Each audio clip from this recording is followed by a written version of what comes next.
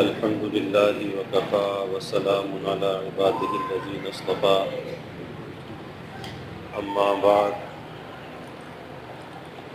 فاعوذ باللہ من الشیطان الرجیم بسم اللہ الرحمن الرحیم قل ان کنتم تحبون اللہ فاتبعونی یحببکم اللہ ویغفر لکم ذنوبکم واللہ غفور رحیم قال النبی صلی اللہ علیہ وسلم من احب سنتی فقد احبنی ومن احبنی کان معی فی الجنہ او کما قال علیہ الصلاة والتسلیم صدق اللہ العظیم وصدق رسولہ النبی الکریم ونحن على ذلك لمن الشاهدين والشاكرين والحمد لله رب العالمين۔ توفیق الہی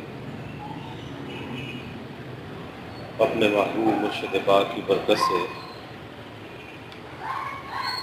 اس وقت کی اس حاضری میں اتباع سنت سے متعلق کچھ باتیں عرض کرنی ہے۔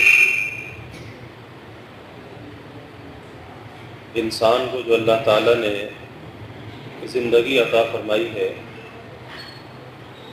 تو یہ زندگی اللہ تعالیٰ کا ایک بہت بڑا عطیہ، بہت بڑا انعام ہے اور بن مانگے عطا کی ہے۔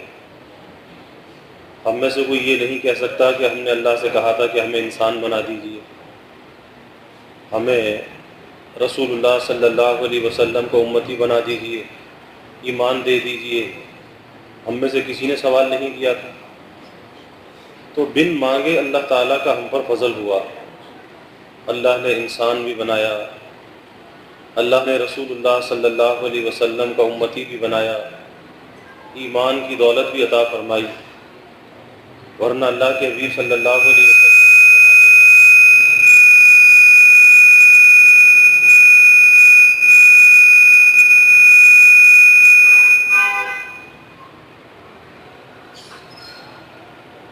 آپ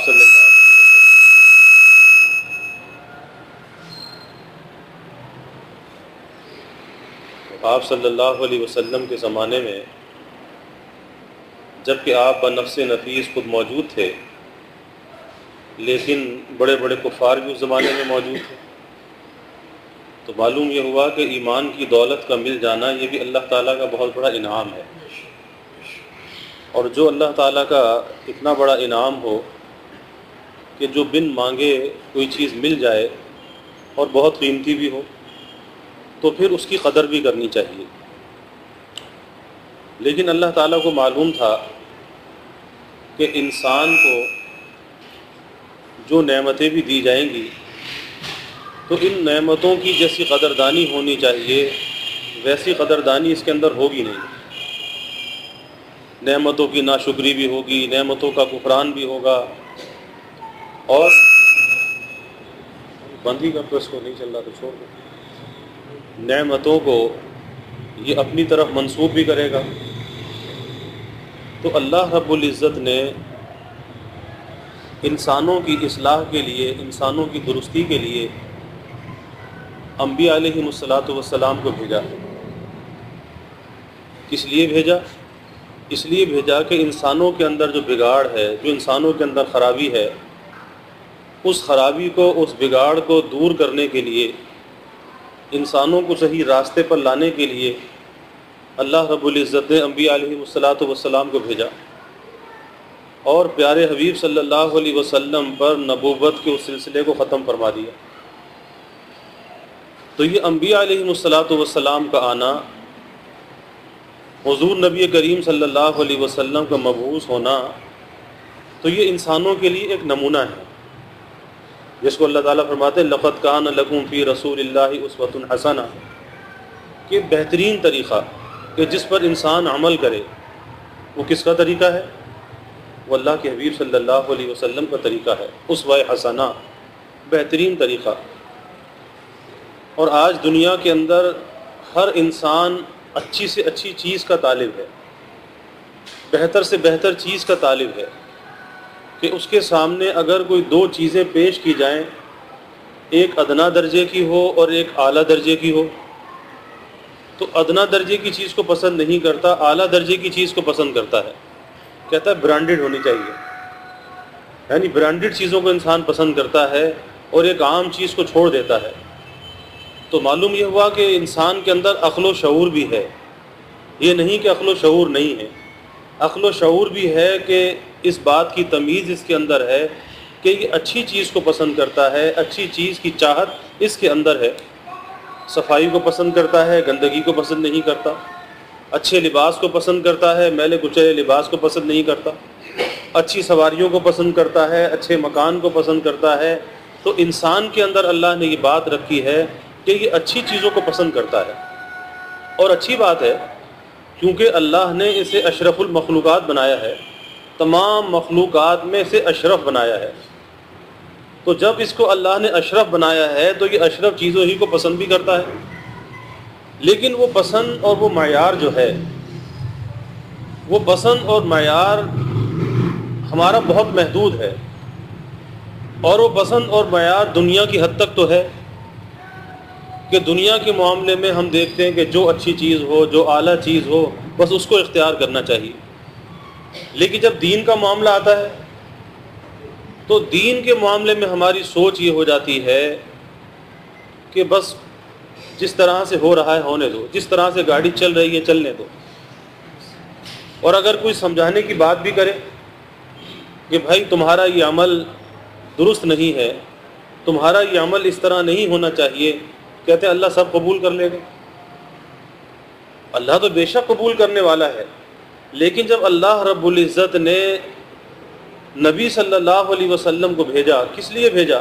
ایک نمونہ بنا کر بھیجا کہ دیکھو تمہارا عمل اس وقت اللہ کے دربار میں مقبول ہوگا کہ جب وہ عمل قدم بقدم ہو رسول اللہ صلی اللہ علیہ وسلم کے۔ تمہاری نماز کیسی نماز ہو؟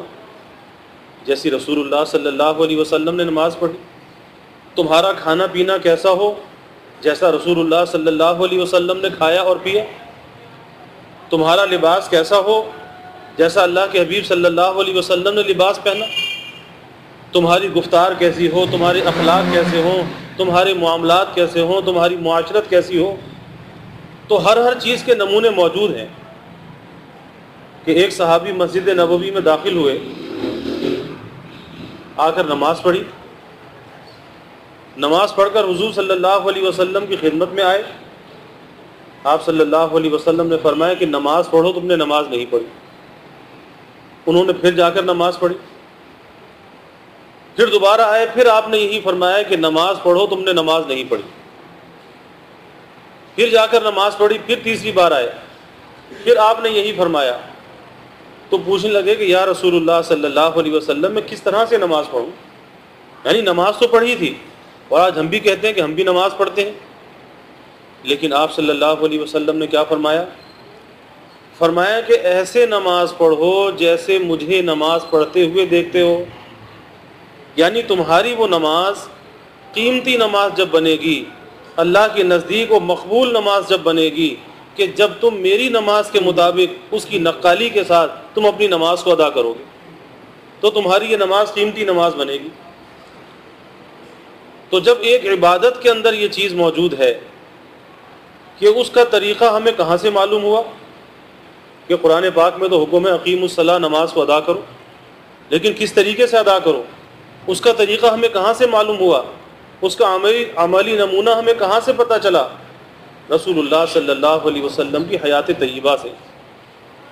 پھر آپ کے صحابہ نے ان طریقوں کو محفوظ کیا، ان طریقوں پر عمل کیا، اور یہ صحابہ کی قربانیاں ہیں کہ امت میں اس چیز کو محفوظ کر کے امت تک اس امانت کو پہنچایا، اور ایسا یہ محفوظ ہے کہ قیامت تک آپ کے طریقے جاری رہیں گے۔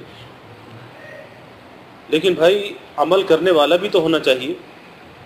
آج زبان سے دعوے کرنا تو بہت آسان ہے کہ میں بھی دعویٰ کر سکتا ہوں، آپ بھی دعویٰ کر سکتے ہیں کہ جی ہمیں محبت ہے حضور صلی اللہ علیہ وسلم سے، ہمارے دل میں عظمت ہے حضور صلی اللہ علیہ وسلم کی، تو یہ محبت کے دعوے کرنا یہ تو بہت آسان ہے، بہت آسان ہے، ہر آدمی یہ دعویٰ کر سکتا ہے، لیکن دعویٰ دلیل کو مانگتا ہے، دعویٰ دلیل کو طلب کرتا ہے کہ جب تک دلیل نہ ہو وہ دعویٰ کیسے کارآمد ہوگا، سچا کیسے ہوگا؟ اور دلیل کیا ہے؟ دلیل ہے اتباع رسول صلی اللہ علیہ وسلم، کہ جس کی زندگی میں جتنا اتباع رسول صلی اللہ علیہ وسلم پایا جاتا ہے بس اتنا ہی اس کے دل میں محبت ہے، عظمت ہے رسول اللہ صلی اللہ علیہ وسلم کی۔ اور آپ کی محبت کوئی معمولی بات نہیں ہے، آپ کی محبت کوئی معمولی بات نہیں، کیونکہ آپ صلی اللہ علیہ وسلم نے فرمایا کہ تم اس وقت تک ایمان والے نہیں ہو سکتے، لا یؤمن احدکم حتی اکون احب الیہ من ولدہ ووالدہ والناس اجمعین، کہ تم اس وقت تک ایمان والے نہیں ہو سکتے جب تک مجھ سے اتنی محبت رکھو، کتنی کہ اپنے ماں باپ سے زیادہ، اپنی اولاد سے زیادہ، تمام انسانوں سے زیادہ مجھ سے محبت ہوگی تو جب تم ایمان والے ہوگے، اس سے پہلے تم ایمان والے نہیں ہو سکتے۔ تو انسان خالی دعویٰ کر لے تو یہ دعویٰ کرنا تو بھائی بہت آسان ہے، لیکن اصل چیز جو ہے وہ اتباع ہے، اور وہ اتباع دلیل اس بات کی ہے کہ اس کے دل میں عظمت بھی ہے، محبت بھی ہے رسول اللہ صلی اللہ علیہ وسلم کی۔ اب ذرا ہم اپنے ایمان کا بھی جائزہ لے لیں، اپنی محبت کا بھی جائزہ لے لیں کہ آخر کتنی محبت ہے اللہ کے حبیب صلی اللہ علیہ وسلم کی، اور کتنی ہونی چاہیے، کیونکہ آپ صلی اللہ علیہ وسلم کے جو امت پر احسانات ہیں وہ اتنے احسانات ہیں کہ اس احسانات کا بدلہ امت ادا نہیں کر سکتی۔ آپ دیکھیے ساری ساری رات آپ اللہ کے سامنے کھڑے ہیں، آپ کے پاؤں مبارک پر ورم آ جاتا ہے، لیکن کس کے لیے تکلیف برداشت کر رہے ہیں؟ امت کے لیے برداشت کر رہے ہیں کہ ساری ساری رات ایک آیت پڑھ کر اللہ کے سامنے گزار دیتے ہیں، اللہ کے سامنے زار و قطار روتے ہیں، طویل طویل سجدے کرتے ہیں۔ حضرت عائشہ صدیقہ رضی اللہ عنہ فرماتی ہیں کہ بعض اوقات اتنا طویل سجدہ ہوتا تھا کہ یہ گمان ہونے لگتا تھا کہ کہیں آپ کی روح تو پرواز نہیں کر گئی۔ لیکن یہ سب کچھ کس کے لیے؟ ارے بھائی امت کے لیے۔ اگر غم تھا، اگر فکر تھی تو کس کی تھی؟ امت کی فکر تھی، کہ ایک مرتبہ آپ صلی اللہ علیہ وسلم زار و قطار رو رہے ہیں، زار و قطار رو رہے ہیں۔ اللہ رب العزت نے حضرت جبرائیل علیہ السلام کو بھیجا کہ پوچھو میرے محبوب سے کہ کیوں رو رہے ہیں، رونے کا سبب کیا ہے؟ یہ تو اللہ تعالیٰ کے علم میں ہے، لیکن حضرت جبرائیل علیہ السلام کو بھیجا گیا۔ حضرت جبرائیل علیہ السلام نے پوچھا کہ اے اللہ کے حبیب آپ کے رونے کا سبب کیا ہے؟ فرمایا کہ میری امت، یعنی اگر وہ رونا تھا تو امت کے غم میں رونا تھا، امت کی فکر میں رونا تھا۔ حضرت جبرائیل علیہ السلام آسمانوں پر تشریف لے گئے اور اللہ تعالیٰ سے عرض کیا کہ یا اللہ آپ کے رونے کا جو سبب ہے وہ امت ہے۔ اللہ رب العزت نے فرمایا کہ جا کر کہہ دو کہ ہم آپ کی امت کے معاملے میں آپ کو راضی کریں گے، آپ کو ناراض نہیں کریں گے۔ آپ اندازہ کیجیے۔ اور جب حضرت جبرائیل علیہ السلام یہ پیغام لے کر آئے تو آپ نے کیا فرمایا؟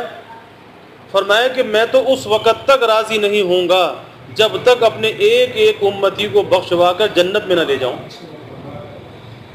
یہ معمولی بات ہے؟ آخر فکر ہے، درد ہے، کس کا ہے؟ بھائی امت کا درد ہے۔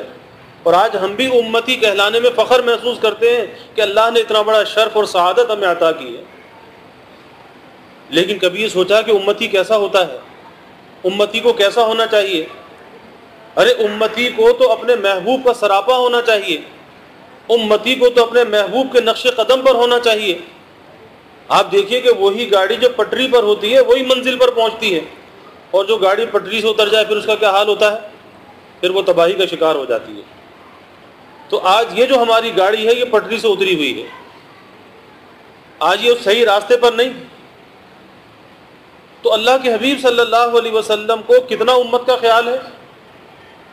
ایک مرتبہ آپ صلی اللہ علیہ وسلم نے فرمایا کہ اللہ تعالیٰ نے ہر نبی کو ایک دعا کا اختیار دیا ہے، ہر نبی کو ایک دعا کا اختیار دیا ہے، اور وہ دعا مانگے وہ دعا اس کی قبول ہے۔ تو صحابہ نے بے چین ہو کر پوچھا کہ یا رسول اللہ صلی اللہ علیہ وسلم، آپ نے اس دعا کا کہاں پر استعمال کیا، آپ نے کیا دعا مانگی؟ فرمایا کہ میں نے اب تک اس دعا کے حق کو استعمال نہیں کیا، میں اس دعا کے حق کو میدان محشر میں استعمال کروں گا۔ کس کے لیے؟ اپنی امت کے لیے۔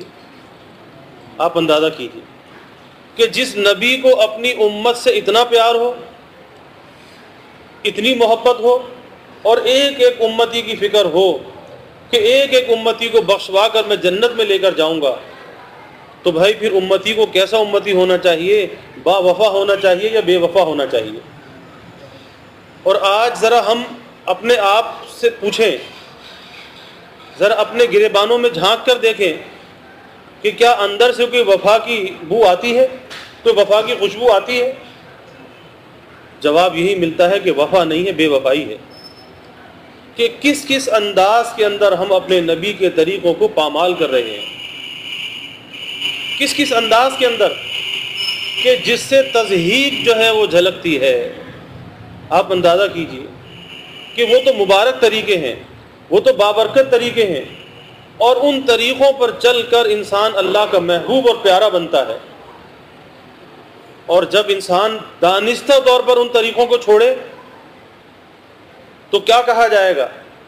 اسے معلوم ہے کہ یہ راستہ کامیابی کا راستہ ہے، یہ طریقہ اللہ کو پسند ہے، اور اللہ کا بننے کے لیے اس طریقے کو اپنانا بھی ضروری ہے۔ اس طریقے کو چھوڑ کر اگر کوئی کام کرے گا وہ اللہ کو پسند نہیں، کیونکہ اللہ کو یہ طریقہ پسند ہے، اس کے محبوب کا یہ طریقہ ہے۔ تو اگر ایک انسان دانستہ ان طریقوں کو پامال کرے، اور آج تو ان طریقوں سے نفرت کا اظہار کیا جاتا ہے، حقارت کا اظہار کیا جاتا ہے، کوئی اگر ان طریقوں پر چلنے والا ہو تو اس کی تضحیق کی جاتی ہے، ذلت کا برتاؤ اس کے ساتھ کیا جاتا ہے۔ کیا مطلب یہ کہ اس درجے اندر بگاڑ آ چکا ہے، اس درجے اندر ایک فساد جو ہے وہ برپا ہے کہ انسان کسی صحیح چیز کو اپنانے کے لیے، اختیار کرنے کے لیے آمادہ نہیں۔ آج ہم ماحول کی بات کرتے ہیں، ماحول کو بگاڑنے والے ہم خود ہیں۔ کس نے ماحول کو بگاڑا ہے؟ آپ خود سوچئے کہ ماحول کو کس نے بگاڑا ہے؟ اس دن بھی میں یہ بات عرض کر رہا تھا کہ اگر ہم اپنے آپ کو بدلنے کی ٹھان لیں، اور ہر شخص انفرادی طور پر اس بات کا ارادہ کر لے کہ میں نے اپنے آپ کو بدلنا ہے، آپ مجھے بتائیے کہ اس بدلنے میں رکاوٹ کیا ہے؟ اگر کوئی رکاوٹ ہے تو بتائیے۔ کوئی رکاوٹ نہیں، نہ قانون کی رکاوٹ ہے، نہ حکومت کی رکاوٹ ہے، اور بلکہ اللہ کی مدد اس کے ساتھ ہے جو اپنے کو بدلنا تو چاہے۔ تو جس کے ساتھ اللہ کی مدد ہو تو بھائی یہ تو بڑی خوش بختی کی علامت ہے۔ پھر اس کے باوجود انسان اپنے آپ کو نہ بدلے۔ آپ دیکھ لیجئے کہ آج کا نوجوان بڑی بے راہ روی کا شکار ہے، اور ذہنی طور پر آج غیر کا غلام ہو چکا ہے، آج نفسیاتی طور پر غیر کا غلام ہو چکا ہے۔ وہ مغربیت اور وہ مغربی تہذیب آج اس درجے حواس پر چھا چکی ہے، اور میں عرض کیا کرتا ہوں کہ ایک غلامی جسمانی غلامی ہوتی ہے اور ایک غلامی ذہنی غلامی ہوتی ہے۔ جو جسمانی طور پہ اگر کوئی قید کر دیا جائے، کوئی سزا ہو جائے، جیل میں ڈال دیا جائے، اس کو فکر ہوتی ہے کسی طرح جیل خانے سے آزادی ملے، کیونکہ پتہ ہے کہ جیل کوئی اچھی جگہ نہیں، معاشرے کے اندر ایک برا ٹھکانہ ہے، بری جگہ ہے۔ انسان کو فکر ہوتی ہے کہ مجھے یہاں سے آزادی ملے، انسان کوشش بھی کرتا ہے، لیکن جو ذہنی طور پر غلام ہوتا ہے بظاہر اپنے کو آزاد سمجھتا ہے، لیکن حقیقتاً وہ بدترین غلام ہوتا ہے، بدترین غلام ہوتا ہے، لیکن اپنے کو آزاد سمجھ رہا ہے اور بدترین غلامی کے اندر مبتلا ہے۔ تو جسمانی غلامی سے کہیں زیادہ اشد اگر غلامی ہے وہ ذہنی غلامی ہے، اور آج کی جو نوجوان نسل ہے یا جو آج کا جو معاشرہ ہے، آج وہ ذہنی غلام ہو چکا ہے۔ آخر یہ کیا چیز ہے؟ ارے بھائی انسان یہ سوچے کہ ہماری نجات کس کے اندر ہے، ہماری کامیابی کس کے اندر ہے، لیکن آج وہی بس غیر کی غلامی۔ ہم یہ سمجھتے ہیں کہ اس غلامی کے اندر ہماری کامیابی ہے، جبکہ بھائی اس غلامی کے اندر تو ذلت ہے، اور جب وہ انگریز ہمیں اس حال کے اندر دیکھتا ہے تو اس انگریز کے دل کے اندر بھی کوئی عظمت اور احترام مسلمان کا نہیں ہوتا. وہ کہتا ہے کہ تو دوغلا انسان ہے کہ جس کے پاس اتنا اعلیٰ اور اشرف طریقہ موجود ہے پھر یہ ہمارے طریقوں پہ چل رہا ہے، پھر یہ ہمارے طریقوں پر چل رہا ہے. حضرت تھانوی رحمۃ اللہ علیہ نے ایک واقعہ بیان کیا کہ ایک مرتبہ حضرت تھانوی رحمۃ اللہ علیہ کے بھائی تھے، اس زمانے کے اندر بڑے افسر تھے، تو ایک انگریز افسر نے ملنے کی خواہش ظاہر کی حضرت تھانوی رحمۃ اللہ علیہ سے. تو ان کے بھائی نے کہا کہ آپ ایسا لباس پہن لیں، ویسا پہن لیں، اوپر سے اچکن پہن لیں، یہ کر لیں. حضرت نے فرمایا کہ بھائی میں تو جس حال میں ہوں اسی حال میں ملاقات کروں گا، اور فرمایا کہ میں نے اسی سادہ لباس کے ساتھ ملاقات کی اور اس کا اس پر بہت اثر ہوا، اور بعد میں اس نے بھائی سے تعریف بھی کی کہ میں ان کی سادگی سے بڑا متاثر ہوا. تو جو انسان کی اپنی وضع ہے، ارے بھائی اس کے اندر تو اللہ کی مدد ہے، اس کے اندر تو ایک نور ہے، اور ان کی غیروں کی نقالی کو اختیار کرنا. کہ جب پاکستان کی تحریکات کا زمانہ عروج پر تھا تو بہت سے مسلمانوں نے اپنا بھیس بدلا، ماتھے پر قشقہ لگانے لگے، ہندوؤں والی دھوتی باندھنے لگے تاکہ ہندو اور مسلمان میں کوئی شناخت نہ ہو. اور وہ ہندو اتنا ظالم ہندو ہے، مسلمان کا کٹر دشمن ہے کہ وہ تو دھوتی کھول کھول کر دیکھتا تھا کہ یہ ختنہ ہے یا نہیں ہے، اور پھر اٹھا کے مسلمانوں کو ذبح کرتا تھا. آپ اندازہ کیجیے. تو اپنی وضع کو بھی تبدیل کیا، وہی بات کہ نہ خدا ہی ملا، نہ وصال صنم، نہ ادھر کے رہے نہ ادھر کے رہے. تو آخر کس چیز کے لیے انسان ان کی نقالی کو اختیار کرتا ہے؟ ارے بھائی جب ہمیں معلوم ہے کہ یہ ہمارے دشمن ہیں تو پھر اس دشمن کی ہم نقالی کو اختیار کریں، اس کی وضع خطا کو اختیار کریں کہ وہ ہمارے دین کا بھی دشمن ہے، ہمارے مذہب کا بھی وہ دشمن ہے. اور اللہ کے حبیب صلی اللہ علیہ وسلم نے فرمایا الاسلام ملت واحدہ والکفر ملت واحدہ، کہ اسلام ایک ملت ہے اور کفر ایک ملت ہے، ان کے ساتھ ہمارا کوئی جوڑ نہیں ہو سکتا. تو جب وہ دشمن ہے تو دشمن کو دشمن سمجھنا چاہیے، نہ کہ اس کی وضع کو اختیار کرنا چاہیے، اس کے طور طریقوں کو اختیار کرنا چاہیے. اور اگر کوئی اس طور طریقوں کو اختیار کر رہا ہے تو معلوم یہ ہوا کہ وہ دشمن سے محبت رکھتا ہے، یعنی اپنے مذہب سے بغاوت اس کے اندر ہے، اپنے رب سے بغاوت اس کے اندر ہے، اپنے نبی سے بغاوت اس کے اندر ہے کہ وہ دشمن کو چاہتا ہے. آپ دیکھ لیجئے کہ کوئی پاکستان میں رہنے والا اگر کسی دشمن سے وفاداری کا اعلان کر دے تو کیا کہلائے گا؟ غدار کہلائے گا، غداری کا مقدمہ قائم ہو جائے گا، ہمیشہ کے لیے جیل میں ڈال دیا جائے گا.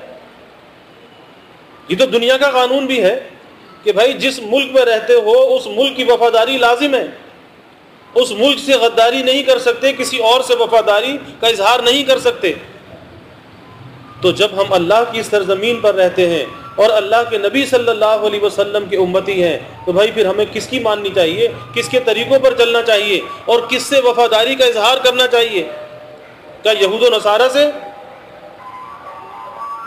اور اگر کوئی ان سے وفاداری کا اظہار کر رہا ہے، کوئی یہ کہے جی ہم تو زبان سے نہیں کرتے، ہم تو زبان سے کہتے ہیں کہ اللہ اور اس کے رسول کی محبت ہے، ہم یہ کہتے ہیں چاہے تم زبان سے کچھ نہیں کہتے لیکن تم اپنے عمل سے ثابت کرتے ہو، ان جیسا بننا چاہتے ہو اور ان جیسے بن کر دکھاتے ہو.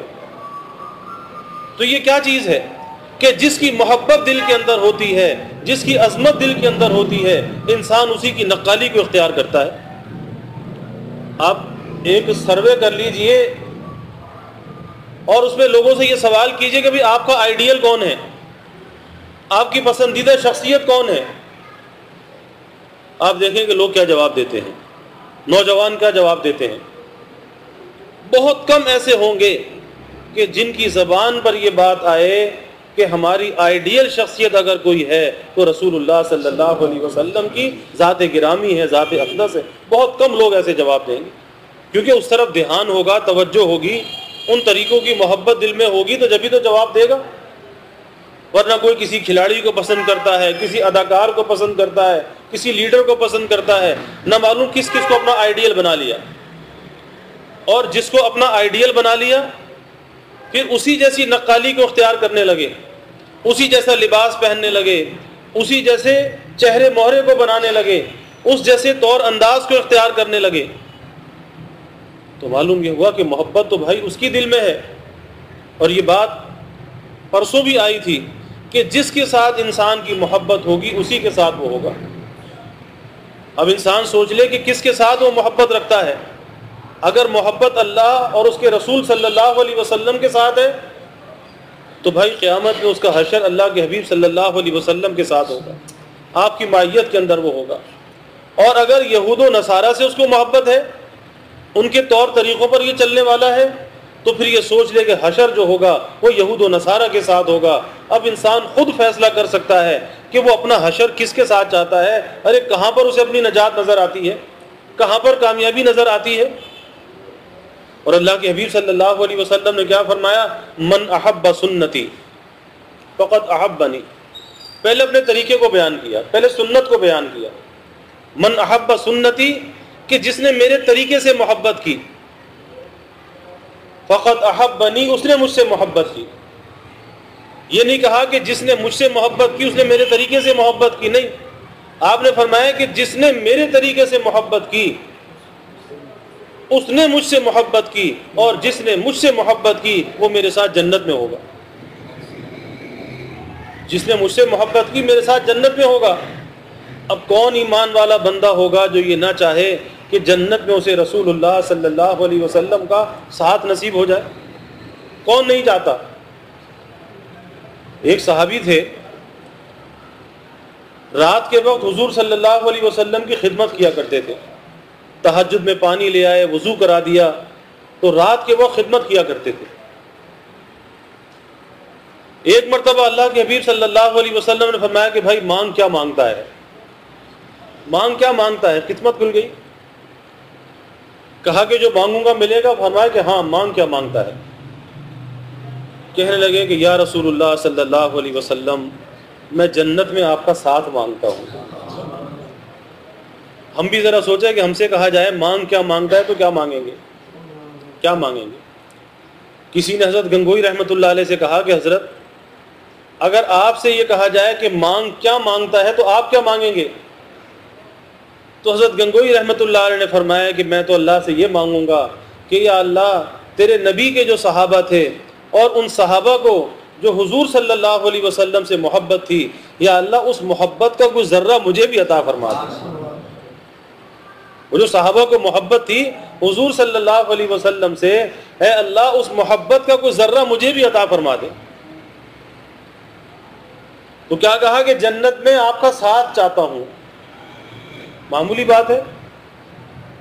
آپ صلی اللہ علیہ وسلم نے کیا فرمایا؟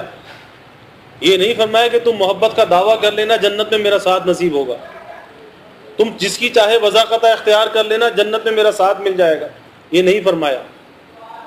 بلکہ آپ نے فرمایا کہ تم کثرت سجود سے میری مدد کرنا، تم زیادہ نمازیں پڑھنا، پھر میں اللہ کے دربار میں تمہاری سفارش کروں گا اور پھر تمہیں جنت میں میرا ساتھ نصیب ہوگا۔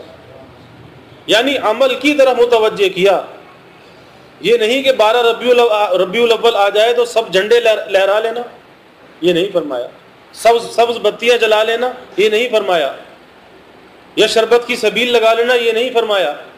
بلکہ عمل کی طرف متوجہ کیا، عمل کی طرف متوجہ کیا کہ نجات جو ہے وہ تو عمل پر ہے، لیکن وہ عمل قدم بقدم ہو رسول اللہ صلی اللہ علیہ وسلم کے، کہ آپ نے کیسا کر کے بتایا، کیسا دکھایا، کس طرح سمجھایا، ارے اس کے مطابق ہو۔ اگر اس کے مطابق ہے تو وہ مقبول ہے، اور اس کے مطابق نہیں تو وہ پسندیدہ نہیں۔ تو فرمایا من احب سنتی فقد احبنی، کہ جس نے میرے طریقے سے محبت کی اس نے مجھ سے محبت کی۔ ومن احبنی کان معی فی الجنہ، اور جس نے مجھ سے محبت کی وہ جنت میں میرے ساتھ ہوگا۔ اللہ ہم کو بھی نصیب فرما دے۔ لیکن بھائی ہے تو بہت آسان کام، تھوڑا سا خواہشات کو جو ہے ذبح کرنا پڑتا ہے، کیونکہ نفس اور شیطان تو دشمن ہے۔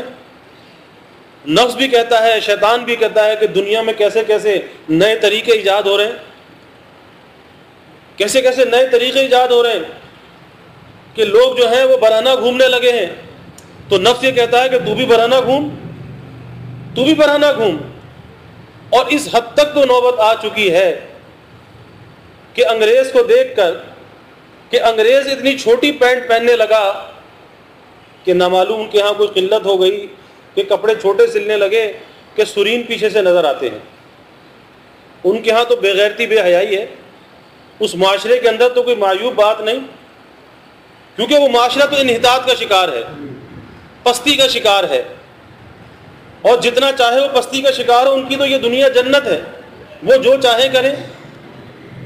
لیکن ایک مسلمان اور ان کی تقلید کرنے لگے اور ایسی مختصر پینٹ پہن کر وہ مسجد میں بھی آ جائے کہ جب وہ نماز کے سجدے میں جائے تو پیچھے سے سب کچھ نظر آئے.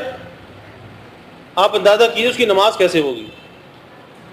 اور پھر ذہنی غلامی اس درجے کی بڑھ چکی ہے کہ اگر کسی کو یہ بات کہی جائے کہ بھائی سطر کھلا ہوا ہے اور اس سطر کھلے ہوئے ہونے کی حالت میں نماز نہیں ہوتی، نماز فاسد ہو جاتی ہے، ماننے کے لیے تیار نہیں کہ جی ہو جاتی ہے، یعنی ماننے کے لیے تیار نہیں.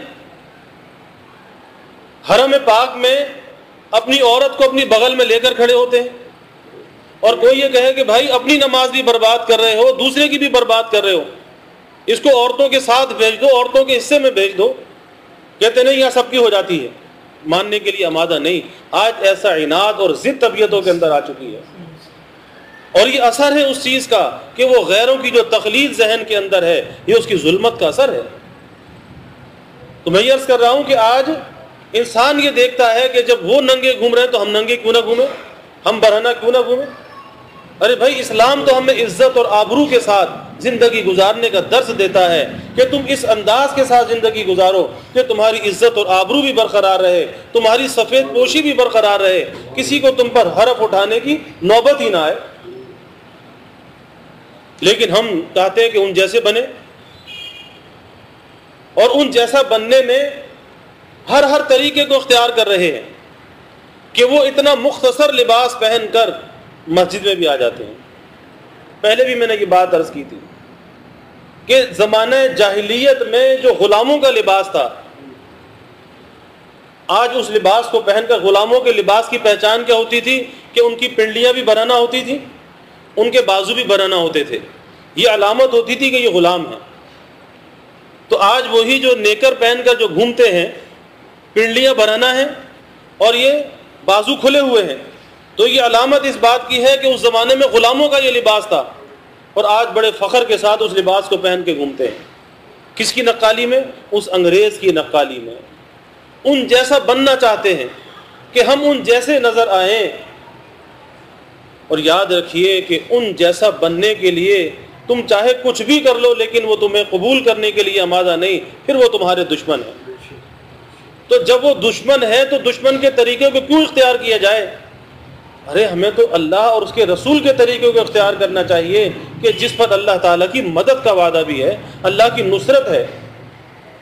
تو بھائی آج اس درجے ذہنی غلامی ہو چکی ہے، اور اس غلامی سے نکلنے کے لیے آمادہ نہیں اور اپنے کو غلام ماننے کے لیے آمادہ نہیں. یہ غلامی نہیں ہے تو پھر کیا ہے؟ یہ غلامی نہیں تو پھر یہ کیا ہے؟ آپ صحابہ کی زندگیاں اٹھا کر دیکھیے کہ صحابہ کی زندگیاں کیسی زندگیاں تھیں، اور آج ہمیں شرم اور عار آتی ہے نبی صلی اللہ علیہ وسلم کے طریقوں پر عمل کرنے میں. لیکن صحابہ دنیا کے جس حصے میں بھی گئے، جس خطے میں گئے، وہاں پر ببانگ دہل بادشاہوں کے دربار میں بھی اپنے نبی صلی اللہ علیہ وسلم کی سنتوں پر عمل کیا. یعنی کسی بادشاہ سے بھی نہیں شرمائے کہ بادشاہ کا دربار ہے اور بادشاہ کے دربار میں کیسے سنت پر عمل کریں. اور آج ہم اتنے ڈرپوک ہو گئے کہ آج اپنے گھر میں بھی عمل کرتے ہوئے ڈرتے ہیں کہ کریں یا نہ کریں. آج اتنے ڈرپوک ہو گئے، آج اتنی ہمتیں ہماری پست ہو گئی. اس کا سبب یہی ہے کہ اللہ کی مدد ہٹ گئی. جب ہم نے ان طریقوں کی وقت کو، عظمت کو دل سے نکال دیا، اللہ کی مدد ہٹ گئی. آج گھر کے اندر بھی ہم ڈرتے ہیں کہ عمل کریں یا نہ کریں، کیونکہ وہ شیطانیت سوار ہے، وہ غلامی ذہنوں کے اوپر سوار ہے. اب عمل کریں تو کس طرح سے کریں؟ اور وہاں کس کی غلامی تھی؟ اللہ اور اس کے رسول کی غلامی تھی، اور اس غلامی میں جینا اور مرنا فخر سمجھتے تھے. یہی وجہ ہے کہ بادشاہوں کے دربار میں گئے لیکن بادشاہوں سے مروب نہیں ہوئے.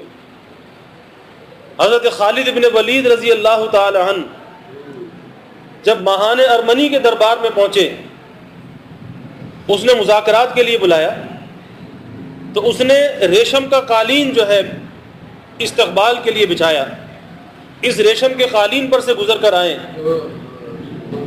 اللہ نے ایسی غیرت ایمانی عطا کی تھی، اللہ ہمارے اندر بھی بیدار فرما دے۔ ایمان تو ہے لیکن وہ غیرت اندر کی مر چکی ہے، سو چکی ہے، اللہ اس کو بیدار فرما دے کہ جب پہنچے دیکھا کہ یہ ریشم کا قالین ہے، اس نے تو استقبال کے لیے بچھایا تھا، نیزے کی نوک سے اٹھا کر پھینک دیا۔ کہنے لگا کہ میں نے تو آپ کے استقبال کے لیے بچھایا تھا۔ فرمانے لگے ہمارے محبوب صلی اللہ علیہ وسلم نے مرد کے لیے ریشم کا استعمال حرام قرار دیا ہے، اور تیرے اس فرش سے میرے اللہ کا بچھایا ہوا فرش اچھا ہے۔ اٹھا کر پھینک دیا۔ بادشاہ کا دربار ہے، یہ بھی نہ سوچا کہ اس کی سپاہی، اس کی فوج موجود ہے، اس کا دربار ہے۔ پھر وہ کیا کہتا ہے بادشاہ، اور بڑا ایک ہیبت والا بادشاہ تھا کہ آئینی اور فولادی لباس پہنا رہتا تھا، ایک اس کا روب اور دبدبا تھا۔ کہنے لگا کہ خالد تم ہمارے بھائی بن جاؤ، ہمارے بھائی بن جاؤ۔ کہا کہ بہت اچھا، کلمہ پڑھ، تیرے بھائی بن جاتے ہیں، تو ہمارا بھائی بن جائے گا، کلمہ پڑھ لے، ہمارا بھائی بن جائے گا۔ کہنے لگا یہ تو نہیں ہو سکتا، یہ تو نہیں ہو سکتا۔ فرمایا کہ پھر اس کلمے کے لیے ہم نے اپنے سگے بھائیوں کو چھوڑ دیا، پھر تجھے ہم اپنا بھائی کیسے بنا لیں، تجھے کیسے اپنا بھائی بنا لیں؟ پھر حضرت خالد بن ولید رضی اللہ تعالیٰ عنہ سے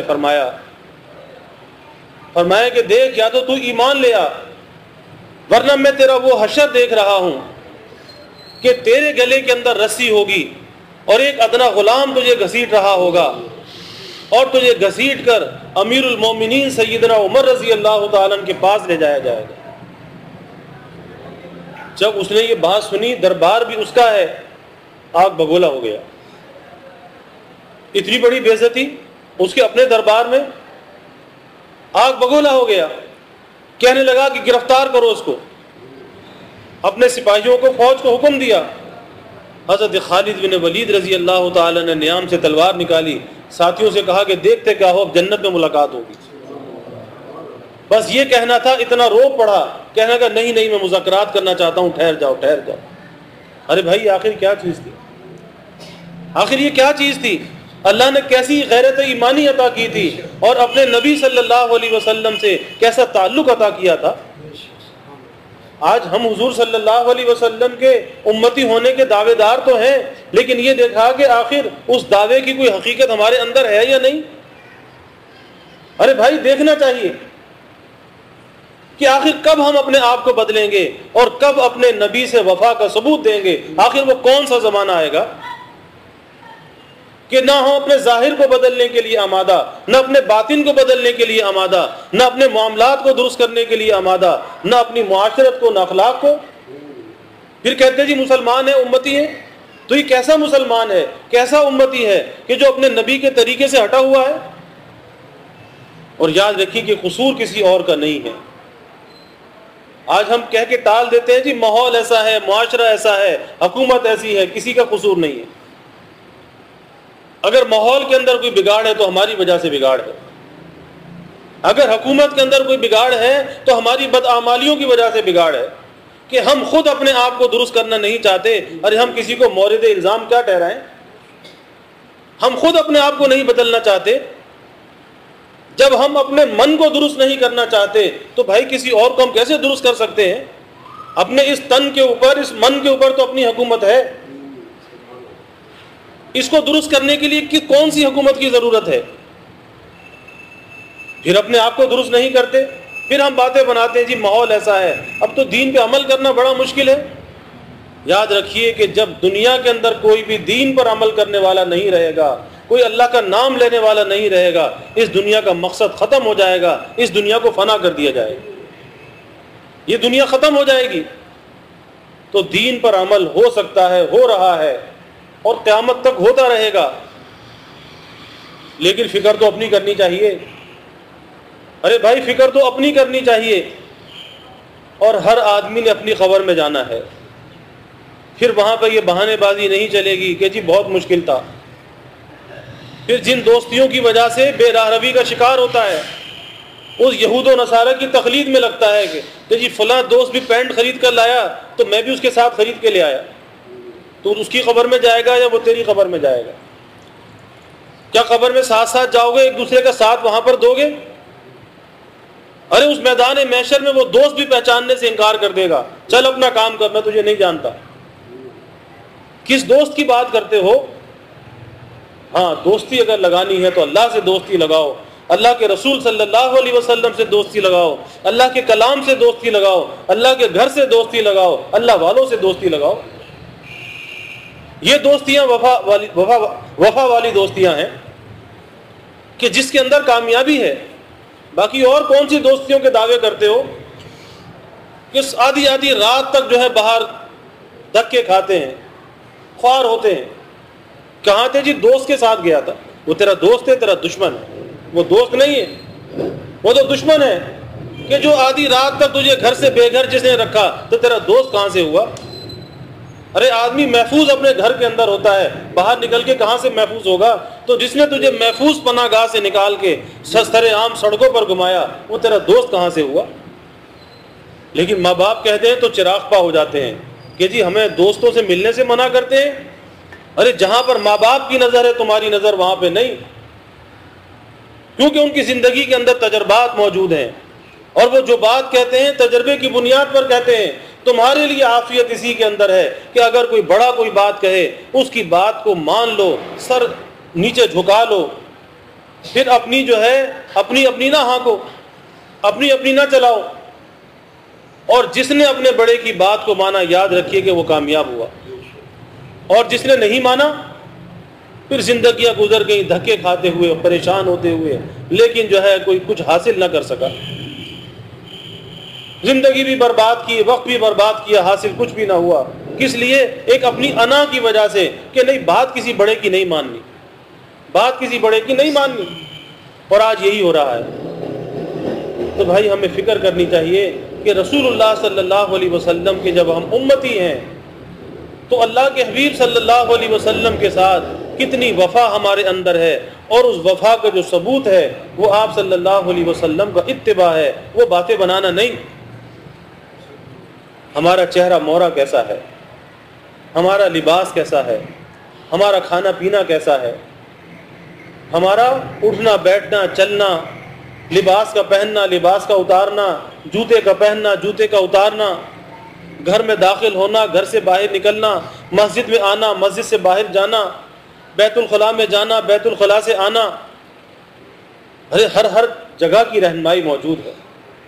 اور جب آدمی اپنے نبی کی اس نقالی کو اختیار کرتا ہے، ان طریقوں پر چلتا ہے، تو یہ دنیا کے جو کام کا جن کو ہم کہتے ہیں نا تو ہماری ذاتی ضروریات ہیں، یہ تو ذاتی کام ہے، یہ بھی عبادت بن جاتے ہیں.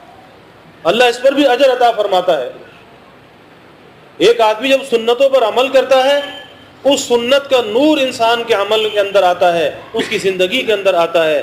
اور اس اتباع سنت میں اللہ نے یہ تاثیر رکھی ہے کہ اللہ اس سنت پر عمل کرنے والے کو اپنا محبوب اور اپنا پیارا بنا لیتا ہے. آج کہتے تو ہیں کہ اللہ کے پیارے بن جائیں، اللہ کے محبوب بن جائیں، لیکن بھائی اس کا راستہ جو ہے اس راستے کو اختیار کرنا پڑے گا. اور وہ راستہ محبوب صلی اللہ علیہ وسلم کی نقالی ہے. حضرت خواجہ صاحب رحمۃ اللہ علیہ فرماتے ہیں، فرمایا کہ اگر قیامت کے دن اللہ نے یہ پوچھا کہ کیا لے کر آیا ہے، تو فرمایا کہ ہم یہ اللہ سے یہ عرض کریں گے کہ یا رب تیرے محبوب کی شباہت لے کر آیا ہوں، یا رب تیرے محبوب کی شباہت لے کر آیا ہوں، حقیقت اس کو تو کر دے، میں صورت لے کر آیا ہوں. یا اللہ میں تو خالی صورت ہی بنا سکا، حقیقت اس میں پیدا نہ کر سکا، اے اللہ حقیقت تو اس کے اندر پیدا کر دے، میں تو خالی شباہت لے کر آ گیا. لیکن آج اس شباہت کو اختیار کرنے پر بھی آمادہ نہیں، اس شباہت کو اختیار کرنے پر آمادہ نہیں. اور اختیاری چیز ہے، غیر اختیاری نہیں. بھائی داڑھی رکھنے میں کون سی رکاوٹ ہے؟ کیا رکاوٹ ہے داڑھی رکھنے میں؟ اگر کوئی داڑھی جیسی سنت سے، اس مردانگی سے اپنے چہرے کو نہیں سجا رہا اور وہ زنانہ بننا چاہتا ہے، عورتوں کی وضع اختیار کرنا چاہتا ہے، تو اللہ کی اس پہ لعنت ہے. کیونکہ یہ تو تمام انبیاء کی سنت ہے. اور یہ کیسی سنت ہے کہ جو اس کا تارک ہے، اس کو ترک کرنے والا، کہ جب آدمی سو جاتا ہے نیند کی حالت میں سارے گناہوں کا سلسلہ منقطع ہو جاتا ہے. اب تو کوئی گناہ نہیں کر رہا، سویا ہوا ہے، لیکن یہ داڑھی منڈانے کا گناہ ایسا ہے کہ سو رہا ہے لیکن وہ گناہ چل رہا ہے، وہ گناہ لکھا جا رہا ہے. کوئی معمولی بات ہے؟ آخر یہ مردانہ وجاہت کو انسان پسند کیوں نہیں کرتا؟ آخر زنانہ کیوں بننا چاہتا ہے؟ اور اللہ نے فرشتوں کی ایک جماعت ایسی مقرر کی ہے کہ جس کی تسبیح یہ ہے، وہ ان الفاظ کے ساتھ اللہ کی تسبیح کرتے ہیں کہ پاک ہے وہ ذات کہ جس نے مردوں کو داڑھی سے زینت دی اور عورتوں کو چوٹی سے زینت دی. ان کی تسبیح یہی ہے کہ اس تسبیح کے ذریعے سے اللہ کی پاکی کو بیان کرتے ہیں کہ پاک ہے وہ ذات جس نے مردوں کو داڑھی سے زینت دی اور عورتوں کو چوٹی سے زینت دی. لیکن آج کہتے ہیں جی پتہ نہیں کیوں نہیں رکھتے؟ آخر اس کا سبب کیا ہے؟ کبھی اپنے آپ سے سوچا؟ بس وہی بات کہ ان جیسا بننا چاہتے ہیں کہ اگر ہم نے چہرے پہ داڑھی کا نور سجا لیا تو کوئی کہے گا یہ تو مولوی ہو گیا، کوئی کہے گا یہ تو صوفی ہو گیا. تو بھائی کہنے دو، کسی کے کہنے سے کیا ہوتا ہے؟ یہ دیکھو کہ ہماری نجات کس کے اندر ہے. یہ نہیں کہ بڑھاپا آئے گا تو رکھ لیں گے، تو کس کو امید ہے کہ بڑھاپے تک وہ پہنچے گا؟ آج نوجوانوں کی اموات جو ہے وہ بوڑھوں سے زیادہ ہے کہ نوجوان آج پہلے جا رہا ہے، بوڑھا بعد میں جاتا ہے. آپ اس کی شرح اٹھا کر دیکھ لیجئے کہ دنیا میں نوجوان اموات زیادہ ہیں. تو پھر کون سے بڑھاپے میں ہے کہ جب بڑھاپا آئے گا تو اپنے آپ کو بدل لیں گے؟ ارے بھائی کوئی ایسا حلیہ بنانا چاہیے، کوئی ایسی شباہت کو اختیار کرنا چاہیے کہ کل قیامت کے میدان میں اللہ کے حبیب صلی اللہ علیہ وسلم ہمیں پہچان لیں کہ یہ میرا امتی ہے. اور آج ایسی شباہت لوگوں نے اختیار کر رکھی ہے کہ اگر کسی کا آمنا سامنا ہو جائے تو طبیعت میں تردد ہوتا ہے کہ سلام کیا جائے یا نہ کیا جائے، مسلمان بھی ہے یا نہیں. یعنی ایسی شباہت اختیار کر رکھی ہے، ایسا چہرہ مہرا اور ایسا لباس اختیار کر رکھا ہے کہ طبیعت ایک دم سے اندر سے رکتی ہے کہ نامعلوم مسلمان بھی ہے یا نہیں، کہ اس کو سلام کریں یا نہ کریں. یعنی آج اس درجے کی پستی اور گراوٹ آ چکی ہے. تو ہمیں ایسی کوئی شباہت تو اختیار کرنی چاہیے کہ کل اس میدان محشر میں اللہ کے حبیب صلی اللہ علیہ وسلم ہمیں شناخت کر لیں، پہچان لیں کہ یہ میرا امتی ہے. یہ نہ ہو کہ وہاں پہ پہچان ہی نہ ہو، اور پہچان نہ ہو تو بھائی پھر جائے پناہ کون سی ہوگی کہ آپ صلی اللہ علیہ وسلم کی شفاعت سے وہاں پر بیڑا پار ہوگا، کامیابی نصیب ہوگی. جس کو آپ کی شفاعت مل گئی اس کا بیڑا پار ہو گیا. لیکن وہ شفاعت کس کو ملے گی؟ حدیث شریف میں آتا ہے کہ آپ صلی اللہ علیہ وسلم حوض کوثر پر ہوں گے اور اپنے دستے کرم سے اپنے امتیوں کو، اہل ایمان کو آب کوثر عطا فرما رہے ہوں گے کہ کچھ لوگ اس حوض کوثر پر آئیں گے، فرشتے ان کو دور ہٹائیں گے، دور ہٹ جاؤ. آپ صلی اللہ علیہ وسلم پوچھیں گے کیا یہ میرے امتی نہیں ہیں؟ فرشتے کہیں گے کہ یا رسول اللہ صلی اللہ علیہ وسلم یہ وہ لوگ ہیں کہ جنہوں نے آپ کے دنیا سے پردہ فرمانے کے بعد دین میں نئی باتوں کو جاری کیا، دین میں بدعات کو جاری کیا. آپ صلی اللہ علیہ وسلم فرمائیں گے کہ دور ہو جاؤ، تم سے میرا کوئی واسطہ نہیں. ارے بھائی معمولی بات ہے؟ محرومی کتنی بڑی محرومی ہے. پھر بھی اپنے نبی سے ہم وفا کا ثبوت نہ دیں تو بھائی ہمیں اپنے حال کا جائزہ لینا چاہیے. اور یہ بات میں بار بار عرض کر رہا ہوں کہ ہمارا یہاں پر بیٹھنا ایک فکر کے لیے ہے کہ ہمارے اندر ایک فکر پیدا ہو جائے کہ آخر ہماری زندگی کس ڈگر پہ گزر رہی ہے. پھر یہ فرصت کے لمحات ملنے والے نہیں. اب جو اللہ نے یہ فرصت کے لمحات عطا کیے ہیں تو ہمیں اپنا جائزہ لینا چاہیے اور پھر اس گھر میں بیٹھ کر اللہ کے سامنے اپنے ماضی پر ندامت کے آنسو بھی بہانے چاہیے، پچھتانا چاہیے، اللہ کے سامنے رونا چاہیے. یہ اللہ میں اب تک کیسے آپ سے میں دور رہا، اب تک میں کس طرح آپ کے نبی کے طریقوں کو پامال کرتا رہا جس میں میری نجات بھی تھی، کامیابی بھی تھی. یا اللہ میں کس طرح سے دور رہا. کچھ ندامت اور پشیمانی بھی تو ہونی چاہیے. اور پھر اس گھر سے عہد کر کے نکلنا چاہیے کہ چاہے کچھ بھی ہو جائے ہم نے اپنے سراپا کو درست کرنا ہے، اپنے نبی کے طریقوں پر چلنا ہے اور اس میں فخر محسوس کرنا ہے، کوئی شرم اور عار محسوس نہیں کرنی۔ اور دنیا چاہے کچھ بھی کہے، دنیا کے کہنے سے کیا ہوتا ہے بھائی؟ مخلوق کے لیے نہ کوئی نیکی کرنی ہے، نہ مخلوق کی وجہ سے کسی نیکی کو چھوڑنا ہے۔ جو کچھ بھی کرنا ہے اپنے اللہ کے لیے کرنا ہے، اللہ کو راضی کرنے کے لیے اور اپنی آخرت کو بنانے اور سنوارنے کے لیے۔ یہ کہا کہ لوگ کیا کہیں گے، لوگ کیا کہیں گے۔ حکیم الامت حضرت تھانوی رحمۃ اللہ علیہ کے ایک مرید تھے، ایک مرتبہ ریل سے سفر کر کے آئے، حضرت نے پوچھا کہ نماز پڑھی تھی؟ ظاہر ہے کہ نماز فرض ہے، اب وہ چاہے ریل ہو، جہاز ہو، اسٹیشن ہو، کہیں پر بھی آدمی ہو، نماز کا وقت ہو جائے، اب نماز تو فرض ہے، اسے ادا کرنی چاہیے۔ تو حضرت نے پوچھا کہ تم نے ریل میں نماز ادا کی؟ کہنے لگے کہ حضرت وہاں پہ ہندو بہت تھے، تو مجھے یہ بات آئی کہ اگر میں نماز پڑھوں گا تو یہ ہندو کیا کہیں گے، نماز نہیں پڑھی۔ حکیم الامت حضرت تھانوی رحمۃ اللہ علیہ سخت ناراض ہوئے اور میں کہ اسی وقت خانقاہ سے نکل جاؤ۔ ارے وہ تو ہمارے ایمان پر بھی ہنستے ہیں، ایمان کا بھی مذاق بناتے ہیں، تو کیا ان کی وجہ سے اپنے ایمان کو بھی ہم چھوڑ دیں گے؟ تو مخلوق سے متاثر ہونا کیسا، لوگ کیا کہیں گے، دوست کیا کہیں گے، کسی سے متاثر ہونا کیسا۔ اور اگر کوئی کہہ رہا ہے تو بھائی یہ تو انبیاء کی سنت زندہ ہو رہی ہے کہ انبیاء کو بھی برا کہا گیا، صحابہ کو بھی برا کہا گیا، تو خوش ہونا چاہیے کہ انبیاء کو برا کہا گیا۔ کس لیے کہا گیا؟ کہ انہوں نے اللہ کے دین کے پیغام کو پھیلایا، اس دین پر عمل کیا، صحابہ نے اس دین پر عمل کیا، ان کو بھی برا کہا گیا، ان کو بھی مطعون کیا گیا۔ تو اگر ہم دین پر عمل کریں گے، کوئی ہم پہ اگر ملامت کرے گا تو اس سنت پہ ہمارا بھی عمل ہو جائے گا، تو اس میں شرمانے کی بات کون سی ہے؟ ارے یہ چیز تو انسان کو ایک حوصلہ دیتی ہے، ایک آگے بڑھنے کی صلاحیت اس کے اندر پیدا کرتی ہے کہ جب کوئی مخالفت کرتا ہے انسان اور اچھائی کے اوپر ڈٹ جاتا ہے، جم جاتا ہے کہ اب تو اور زیادہ میں اس کام کو کروں گا، نہ کہ شرمانا اور پھر شرما کر ان طریقوں کو چھوڑ دینا۔ معلوم یہ ہوا کہ نفسانیت اندر موجود ہے، اللہ اور اس کے رسول صلی اللہ علیہ وسلم کی محبت نہیں، ان طریقوں کی محبت نہیں، اللہ کا بننا چاہتا نہیں، اللہ کے حبیب صلی اللہ علیہ وسلم کی شفاعت کو یہ لینا چاہتا نہیں۔ بھائی ہمیں اپنا اپنا جائزہ لینا چاہیے کہ ہماری زندگی میں کتنا اتباع سنت پایا جاتا ہے، ہمارے ظاہر میں کتنا ہے، ہمارے باطن میں کتنا ہے، ہمارے معاملات میں کتنا ہے، معاشرت میں کتنا ہے، ہمارے اخلاق میں کتنا ہے، آخر ہماری زندگی کس ڈھب کے ساتھ کس ڈگر پہ گزر رہی ہے۔ ہمیں اپنا اپنا جائزہ لینا چاہیے، اور جہاں ہمیں کمی کوتاہی نظر آئے پھر اس کو دور کرنے کا بھی فکر کرنا چاہیے۔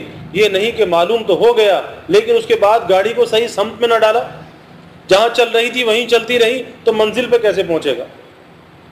پھر اپنے آپ کو بدلنا چاہیے، اپنی عادات اور اطوار کو بدلنا چاہیے۔ حکیم الامت حضرت تھانوی رحمۃ اللہ علیہ نے اپنا واقعہ بیان فرمایا کہ ایک مرتبہ کئی روز تک ایسا گھر میں ہوا کہ جب میں گھر میں آیا دیکھا کہ گھر میں لوکی پکی ہوئی ہے، لوکی پکی ہوئی ہے۔ جب کئی روز مسلسل لوکی پکتے پکتے ہو گئے تو میں نے گھر والوں سے کہا کہ کیا بات کہ روز گھر میں لوکی پک رہی ہے؟ تو حضرت کی اہلیہ محترمہ پیرانی صاحبہ نے عرض کیا کہ حضرت جب سے مجھے یہ بات معلوم ہوئی ہے کہ لوکی رسول اللہ صلی اللہ علیہ وسلم کو بہت محبوب تھی، بہت مرغوب تھی۔ حضرت عائشہ رضی اللہ تعالیٰ عنہ فرماتی ہیں کہ میری آنکھوں میں وہ منظر ہے کہ آپ اس کھانے کے برتن میں اپنی انگلیوں سے لوکی کے ٹکڑے تلاش کرتے تھے، کدو کے ٹکڑے تلاش کرتے تھے اور اس کو نوش فرماتے تھے۔ تو پیرانی صاحبہ نے کیا کہا کہ جب سے مجھے یہ بات معلوم ہوئی ہے تو میں نے خادم سے کہہ دیا ہے کہ جب تک بازار میں لوکی ملتی رہے لاتے رہو، میں روز پکاتی رہوں گی۔ کس لیے؟ اتباع سنت کی نیت سے کہ ہمارے محبوب کو یہ چیز پسند تھی۔ حکیم الامت حضرت تھانوی رحمۃ اللہ علیہ فرماتے ہیں کہ اتنے بڑے شخص اپنے وقت کے مجدد ہیں، فرماتے ہیں کہ جب میں نے یہ بات سنی تو میرے بدن کے رونگٹے کھڑے ہو گئے کہ ایک عورت کو اس درجے اتباع سنت کا اہتمام، میرے بدن کے رونگٹے کھڑے ہو گئے۔ پھر فرمایا کہ میں نے چند دن کے لیے اپنے تمام معمولات کو ترک کیا اور پھر اپنے حالات زندگی کے اندر غور کیا کہ کن کن سنتوں پر میرا عمل ہے اور کون کون سی سنتیں میری ترک ہو رہی ہیں، اور پھر اللہ نے میرے لیے عمل کی راہ کو کھول دیا۔ تو بھائی اللہ نے ہمیں بھی یہ فرصت کے لمحات عطا فرمائے ہیں، ہمیں بھی اپنا اپنا جائزہ لینا چاہیے کہ آخر کہاں کہاں پر ہم سنتوں کو ترک کر رہے ہیں۔ اور یہ تو کوئی انسانیت کی بات نہیں، یہ تو کوئی آدمیت کی بات نہیں کہ جس طرح سے چاہے کھا لیا، پی لیا، پہن لیا۔ ارے بھائی کوئی تہذیب، کوئی طریقہ بھی تو کوئی چیز ہوتی ہے۔ یوں تو جانور بھی زندگی گزار کے چلا جاتا ہے، یوں تو کافر بھی زندگی گزار کے چلا جاتا ہے، کھا پی کر بھی جاتا ہے، پہن کر بھی جاتا ہے، سب کچھ کر کے جاتا ہے۔ لیکن ایک مسلمان کی زندگی میں اور کافر کی زندگی میں کوئی فرق تو ہونا چاہیے، اور مسلمان کی زندگی سے وہ غلامی کی جھلک تو نظر آنی چاہیے کہ ہاں یہ کس کا غلام ہے، دور سے کوئی دیکھے تو پہچان لے کہ یہ رسول اللہ صلی اللہ علیہ وسلم کا غلام ہے۔ حکیم الامت حضرت تھانوی رحمۃ اللہ علیہ کے خلفاء میں سے ہوئے مولانا حبیب اللہ صاحب اسی مسجد میں ہوتے تھے، ہجرت کے بعد یہاں پر آئے اور یہیں سکھر میں ان کا انتقال ہوا۔ ان کا واقعہ آتا ہے کہ جب حضرت تھانوی رحمۃ اللہ علیہ بیمار ہوئے تو اطباء نے مشورہ دیا کسی ٹھنڈے علاقے میں جانے کا۔ تو ہندوستان میں شملہ پہاڑی ہے، تو شملہ کے حضرت تشریف لے گئے آب و ہوا کی تبدیلی کے لیے۔ تو صبح کے وقت حضرت کا معمول تھا کہ چہل قدمی کیا کرتے تھے، تو صبح کے وقت اپنے خدام کے ساتھ، خلفاء کے ساتھ چہل قدمی فرما رہے تھے۔ تو یہ مولانا حبیب اللہ صاحب جو تھے یہ بھاری بدن کے تھے، اس چہل قدمی میں یہ پیچھے رہ گئے۔ تو ادھر سے، اور یہ انگریزی پڑھے ہوئے بھی تھے، ماسٹر بھی تھے، تو ایک انگریز اپنی میم کے ساتھ وہ بھی واک صبح کر رہا تھا۔ تو جب ان کے پاس سے گزرے تو وہ دونوں آپس میں انگریزی میں بات کر رہے ہیں، آپس میں کہہ رہے ہیں کہ یہ جو پیچھے رہ گیا ہے، یہ پیچھے سے جو جا رہا ہے یہ بھی انہی میں سے ہے وہ جو آگے گئے ہیں۔ یہ اس نے کہا، انگریز کہہ رہا ہے۔ بس یہ کہنا تھا کہ ان پر ایک وجد کی کیفیت طاری ہو گئی، ایک وجد کی کیفیت طاری ہو گئی۔ اور یہ حضرت تھانوی رحمۃ اللہ علیہ کے پاس جب پہنچے، ایک عجیب ان کی کیفیت تھی، کہا حضرت آج تو کمال ہو گیا۔ اے بھائی کیا ہوا؟ کہا حضرت آج تو کمال ہو گیا۔ بھائی کیا ہوا بات تو بتاؤ۔ کہ حضرت آج تو کمال ہو گیا کہ آج غیروں نے بھی اس بات کی گواہی دے دی کہ یہ انہی میں سے ہے۔ کہا کہ قیامت میں کل اگر آپ آگے نکل گئے، آپ پہلے جنت میں چلے گئے، تو فرشتے بھی مجھے چھوڑ دیں گے، جانے تو یہ بھی انہی میں سے ہے جو آگے گئے ہیں۔ تو بھائی یہ نقالی کے اندر یہ فائدہ ہے کہ ایک ایمان والا، اس کی وضع خطا، اس کا لباس، اس کا چہرہ مورا، ارے ایسا ہونا چاہیے کہ دور سے دیکھنے سے پہچان ہو جائے کہ یہ غلام ہے رسول اللہ صلی اللہ علیہ وسلم۔ تو بھائی ہمیں اپنا اپنا جائزہ لینا چاہیے کہ آخر ہم کس ڈگر پہ زندگی گزار رہے ہیں۔ ہمیں اپنے نبی کے ساتھ وفا کا ثبوت دینا چاہیے۔ یہ نفسانیت اور یہ ماحول سے متاثر ہونا یہ ایمان والے بندے کا کام نہیں ہے۔ اللہ نے ہمیں بہت اونچی دولت عطا کی ہے، بہت اونچی دولت عطا کی ہے۔ یہ ایمان جو ہے نا اتنی بڑی دولت ہے کہ اس کا کوئی بدل نہیں، اتنی بڑی یہ دولت ہے۔ یہاں تک حدیث شریف میں آتا ہے کہ ایمان والا بندہ، کہ جس ایمان کی آج ہم دنیا میں قدر نہیں کرتے اور آج غیروں جیسا بننے کی فکر کرتے ہیں، اس ایمان کی کیا حقیقت ہے؟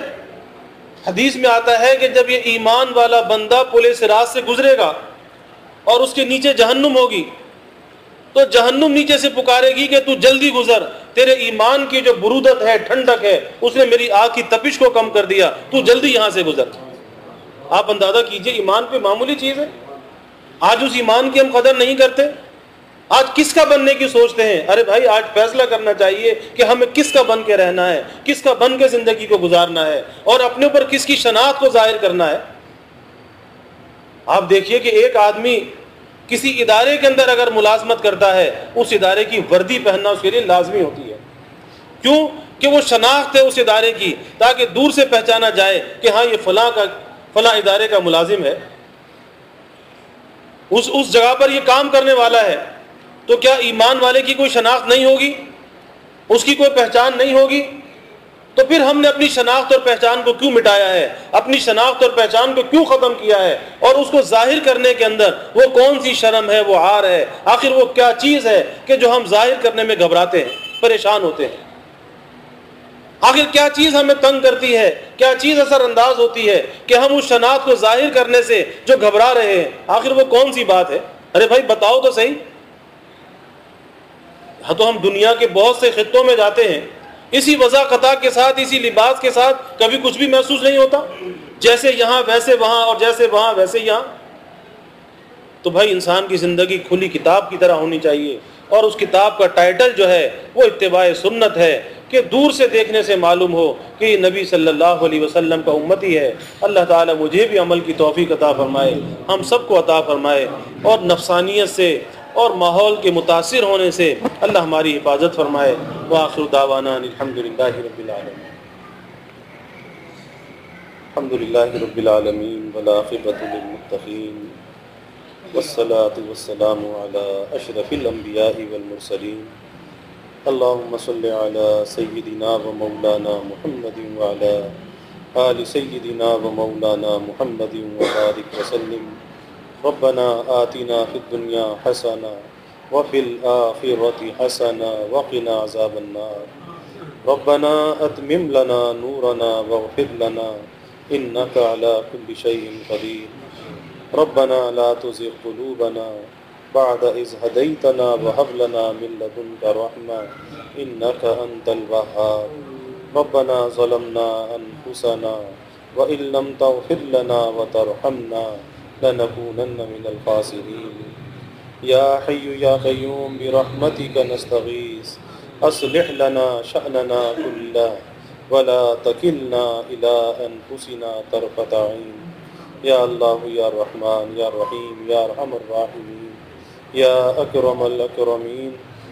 یا اللہ ہمارے گناہوں کو معاف فرما، یا اللہ ہماری خطایا سے درگزر فرما، یا اللہ اپنی محبت معرفت عطا فرما، یا اللہ اپنی رضا والی زندگی نصیب فرما، یا اللہ اپنے رضا والے کاموں کی ہمیں توفیق عطا فرما، یا اللہ پیارے حبیب صلی اللہ علیہ وسلم کی سچی محبت اور عظمت یا اللہ ہمارے دلوں میں پیدا فرما۔ یا اللہ زندگی کے تمام حصوں میں یا اللہ ہمیں کامل اتباع کی توفیق عطا فرما۔ یا اللہ پیارے حبیب صلی اللہ علیہ وسلم کے طریقوں سے محبت اور عظمت ہمیں عطا فرما، ان طریقوں پر یا اللہ عمل کرنے کی توفیق عطا فرما۔ یا اللہ آپ کی غلامی میں جینا اور مرنا نصیب فرما، یا اللہ فخر کے ساتھ اس پر عمل کرنے کی توفیق عطا فرما۔ یا اللہ عار سے، استکبار سے ہماری حفاظت فرما، سنت کی مخالفت سے یا اللہ ہماری حفاظت فرما۔ یا اللہ بکثرت ہمیں درود خوانی کا اہتمام کرنے والا بنا، یا اللہ بکثرت درود پاک کا اہتمام کرنے والا بنا۔ یا اللہ ظاہری باطنی ترقیات عطا فرما۔ یا اللہ اس ماہ مقدس کی جو چند ساعتیں اب باقی ہیں، اے اللہ اس کی قدردانی ہمیں نصیب فرما۔ یا اللہ جو وقت غفلتوں میں گزر گیا، یا اللہ اس پر ہم نادم ہیں، شرمندہ ہیں، اے اللہ ہماری کوتاہیوں کو معاف فرما، ہماری غفلتوں کو معاف فرما۔ اے اللہ اس ماہ مقدس میں جو آپ نے انعامات رکھے ہیں، یا اللہ وہ ہمیں کامل عطا فرما، ہماری شامت اعمال سے یا اللہ ہمیں محروم نہ فرما۔ یا اللہ اس اعتکاف پر جو آپ نے انعامات رکھے ہیں، یا اللہ وہ انعامات بھی ہمیں کامل عطا فرما۔ یا اللہ اس گھر کا ہم سے ادب اور احترام نہ ہو سکا، یا اللہ ہماری کوتاہی کو معاف فرما۔ یا اللہ ہم میں سے کسی کو بھی محروم نہ فرما، یا اللہ کسی کو بھی محروم نہ فرما۔ یا اللہ تیرے در پر ہم نے آگے دھولی رواں دی، اے اللہ سائل اور بھکاری بن کر آ گئے، اے اللہ ہماری طلب سے زیادہ اپنے فضل کو شامل حال فرما۔ یا اللہ ہم بھی ناقص ہیں، ہمارا ہر عمل بھی ناقص ہے، یا اللہ آپ کے شایہ نشان نہیں ہے، یا اللہ اپنی شان کریمی سے قبول فرما، اپنی شان کریمی سے یا اللہ عطا فرما۔ یا اللہ ہم میں سے کسی کو بھی محروم نہ فرما۔ یا اللہ ہماری جملہ عبادات کو قبول فرما۔ یا اللہ جو عید کی رات آنے والی ہے، یا اللہ اس رات میں یا اللہ اپنی جانب کھڑا ہونے والا بنا، اپنی جانب رجوع ہونے والا بنا، غفلت سے ہماری حفاظت فرما۔ اور یا اللہ عید کے دن جو آپ کے انعامات ہیں، اے اللہ وہ کامل ہمیں عطا فرما۔ یا اللہ عید ہمارے لیے سعادت والی عید بنا، یا اللہ اس عید کو اپنی دید کا ذریعہ بنا۔ یا اللہ ظاہری باطنی ترقیات عطا فرما، دل کے نیک ارادوں کو، آرزوؤں کو، تمناؤں کو یا اللہ پورا فرما۔ یا اللہ ہمیں دین دنیا آخرت کی ہر بلائی عطا فرما، ہر خیر عطا فرما، دارین میں یا اللہ عافیت عطا فرما۔ ربنا تقبل منا انک انت السمیع العلیم وتب علینا انک انت التواب الرحیم وجزا اللہ عنا محمدا صلی اللہ علیہ وسلم ما هو اہلہ وصلی اللہ تعالی وسلم علی النبی الکریم آمین برحمتک یا